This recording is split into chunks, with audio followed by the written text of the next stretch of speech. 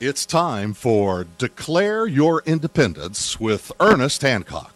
Believe me when I say we have a difficult time ahead of us. But if we are to be prepared for it, we must first shed our fear of it.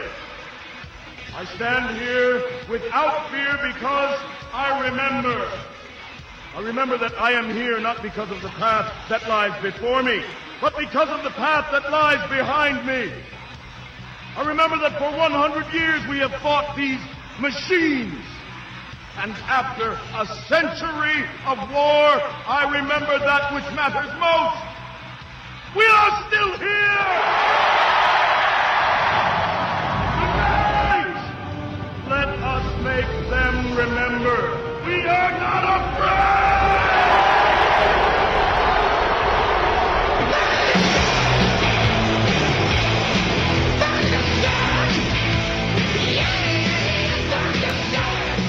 No fear, no fear, no fear. Here on Declare Your Independence with me, Ernest Hancock from Phoenix, Arizona, in the beautiful studios of Freedom's Phoenix at the Farm. You know, the one thing that I wanted to make sure that we got as time went on, we would get back to Japan. And as devastating as the earthquake and tsunami, and all of a sudden here we got this radiation thing going on. It's almost like a Godzilla movie. We need to, have some prayers, thoughts, compassion, empathy for the people there. This is bad. We don't want to get so mired in all the details and technological aspects of this that we miss the fact that there are human beings that are suffering a great deal, but we can learn from it. One thing that I was interested in the 2008 election cycle, President Obama and his campaigning, he was for nuclear power, which generally in the past was always, kind of a more progressive liberal aspect was, nope, nap. We need to, we got to stop war and stop nuclear and stop this and that, that nuclear power is not seen as green. Now, other people that were advocates for nuclear power, of course, they'd say, look, it's a lot greener than all these hydrocarbons being put into the air and coal and on and on and on. So I'm going, okay. Well, what is it? Well, I know some people in the nuclear power industry, and they, talk about, whatever challenges there are and what the overall benefits are and why, and, it just goes on. But, it's always bothered me that we have such large collectivization of anything. From this libertarian standpoint, I'm much more comfortable in everybody generating their own power on the roof. Coming up with their little whiz-bang, whatever in their backyard. And, of course, energy efficiency has a lot to do with less power you need. If we go to electric cars, we're going to have an enormous power need. You think it's a lot now, boy, just wait till we do that. Where does the energy come from? To think that we're going to just cull the herd, reduce the population anytime, certainly in my lifetime, or that we're going to be able to just get people to live on the farm and we're just not going to consume energy is to be naive. There's an entire developing world out there of billions of people that want what we got. They're going to do their best to get it. How do you supply the power? So we have our guest, Karl Grossman. It's going to help us with that. He's professor of journalism at the State University of New York, College at Old Westbury. He's also the author of Cover Up, what you are not supposed to know about nuclear power, and the book Power Crazy. Do I got you there, Professor? Can you help me out? My main focus in this hour, we got plenty of time. We're going to go after your advocacy is what? We reduce power, we make it differently, we're challenged, what? Actually, it's a pleasure to be on a program with a conservative point of view, because if you really examine nuclear power and how we got into this situation, from a conservative point of view, it really is amazing.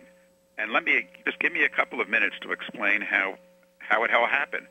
Everybody knows about the Manhattan Project. In fact, it begins very close to you in Arizona at Los Alamos National Laboratory in New Mexico, and the other secret laboratories that the government set up during World War II. And the concern was fission had been done in Germany in 1938. We're going to have to fight fire with fire. We're going to have to build atomic bombs before the Nazis do, and we did.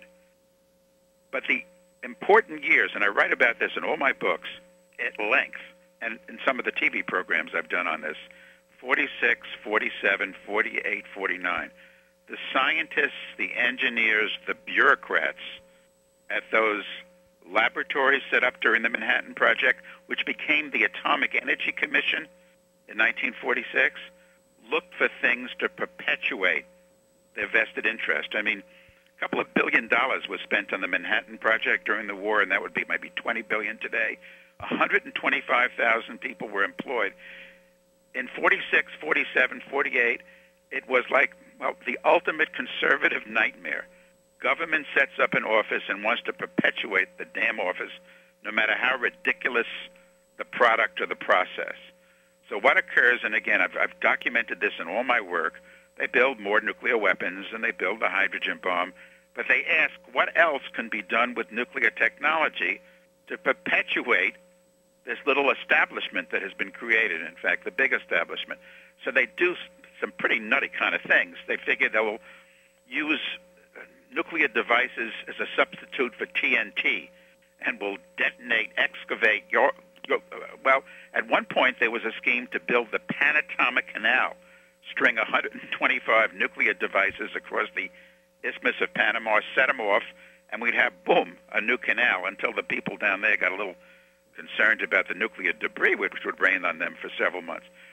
They thought about nuclear-powered airplanes, but then the concern was, well, how do you protect the pilots from the radioactivity? So they had all kind of plans for lead walls on an airplane, could you believe? They talked about nuclear-powered rockets and food irradiation, all kind of things nuclear, really. And it had to do with perpetuating the undertaking. It really has less to do with technology than politics. In fact, soon later, in the early 50s, William Paley, the chairman of CBS, he chaired a presidential committee looking at the future, energy future for the United States. And what that commission recommended, this presidential commission, go solar. This is years ago, before solar was really perfected as it has been now. In any case, these nuclear bureaucrats, engineers, and physicists also thought, hey, we can build nuclear power plants. We'll use fission to boil water. Most dangerous way imaginable to boil water, but they pushed, they promoted, and just let me go on for a few more seconds. The first nuclear plant built in the United States, it's 1957. It opens near Pittsburgh, Shippingport it's called. It was built actually by the government. Admiral Hyman Rickover was in charge of the construction of this plant. The utilities wanted nothing of this nuclear. And Lewis Strauss, who was chairman of the Atomic Energy Commission, in a speech as that plant opened, said, if you, the utility industry, don't build these nuclear plants, we, the government, will. And I've looked at literature from that time, and you see all over the country, government site, government site.